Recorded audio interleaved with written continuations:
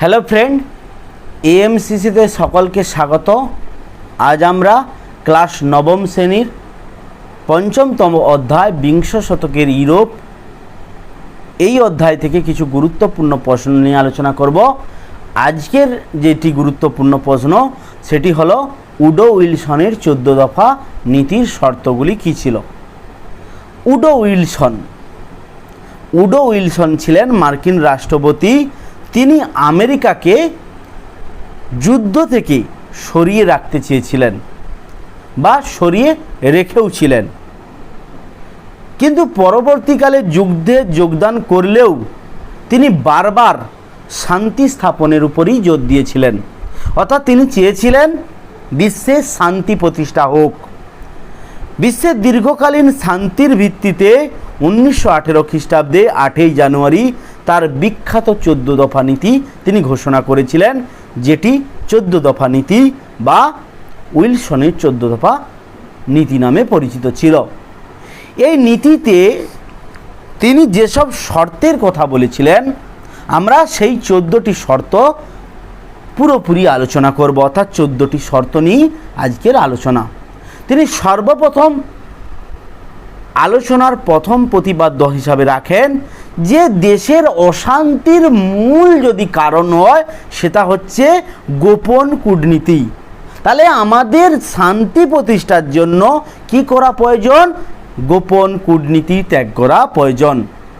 2 নম্বর, যুদ্ধ বা শান্তির সময় দেশের উপকূলবর্তী অঞ্চল ব্যতীত সমুদ্র সবার জন্য উন্মুক্ত থাকবে। অর্থাৎ সমুদ্রে যাওয়ার, ব্যবসা বাণিজ্য করার কোনো রকম বাধা যেন না থাকে। তৃতীয়তমতে বলেছিলেন আন্তর্জাতিক বাণিজ্যে বাধা নিষেধ হ্রাস করতে হবে। আন্তর্জাতিক বাণিজ্য যেটা একটা দেশের অর্থকে মজবুত করে, একটা দেশকে আরেকটা দেশের সঙ্গে সম্পর্কে লিপ্ত করে, সেই আন্তর্জাতিক বাণিজ্যের বাধা নিষেধকে হ্রাস করতে হবে। চতুর্থতম, আভ্যন্তরীণ নিরাপত্তার প্রয়োজনের সঙ্গে সামঞ্জস্য রেখে রাষ্ট্রের অস্ত্র সংখ্যাও হ্রাস করতে হবে।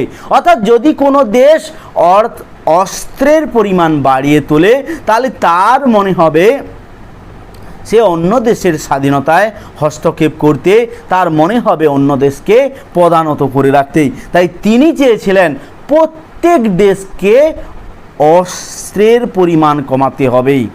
পঞ্চমতম, ঔপনিবেশিক বাসিন্দাদের স্বার্থকে গুরুত্ব দিতে হবে।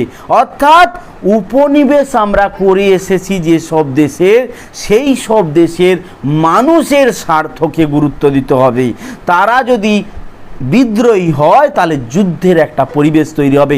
তিনি যেহেতু বিশ্ব শান্তির প্রতিষ্ঠার কথা বলেছেন, তাই তিনি চাচ্ছেন যে ঔপনিবেশিক দেশের মানুষকে তাদের স্বার্থে কাজ করতে হবে। রাশিয়ার হারানো ভূখণ্ড তাকে ফিরিয়ে দিতে হবে, বেলজিয়ামকে স্বাধীনতা ফিরিয়ে দিতে হবে, ফ্রান্সকে আলসাস লোরেইন ফিরিয়ে দিতে হবে।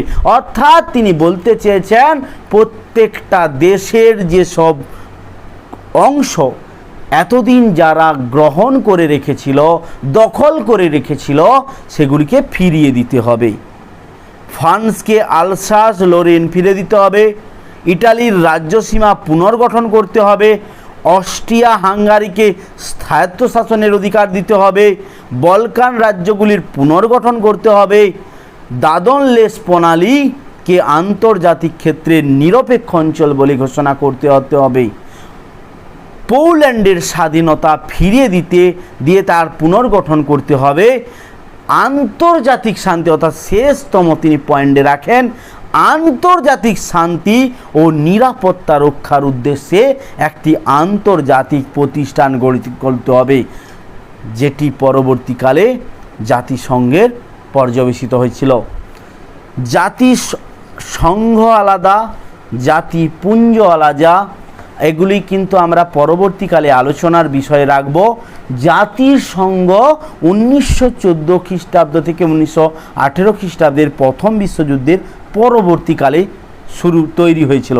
জাতিসংঘ বিশ্বের শান্তি প্রতিষ্ঠার জন্য প্রথম বিশ্বযুদ্ধের পরবর্তীকালে অর্থাৎ 1918 খ্রিস্টাব্দের সময় শুরু হয়েছিল। কিন্তু জাতিপুঞ্জ এটি কিন্তু দ্বিতীয় বিশ্বযুদ্ধের পরবর্তীকালে তৈরি হয়েছিল, যেটি নিয়ে আমরা পরবর্তীকালে আলোচনা করব। আজকের যেটি আলোচনা ছিল উইলসনের 14 দফা শর্ত, অর্থাৎ বিশ্ব শান্তি প্রতিষ্ঠায় উইলসন কি নীতি গ্রহণ করতে চেয়েছিলেন সেটি সম্পর্কে আমরা আলোচনা করলাম। তোমরা 14টা পয়েন্টকে ভালো করে মনে রাখবে, তাহলেই তোমাদের কাছে এই কোশ্চেনটির অ্যান্সার ক্লিয়ার হয়ে যাবে। আশা করি সবাই বুঝতে পেরেছ। সবাইকে অসংখ্য অসংখ্য ধন্যবাদ।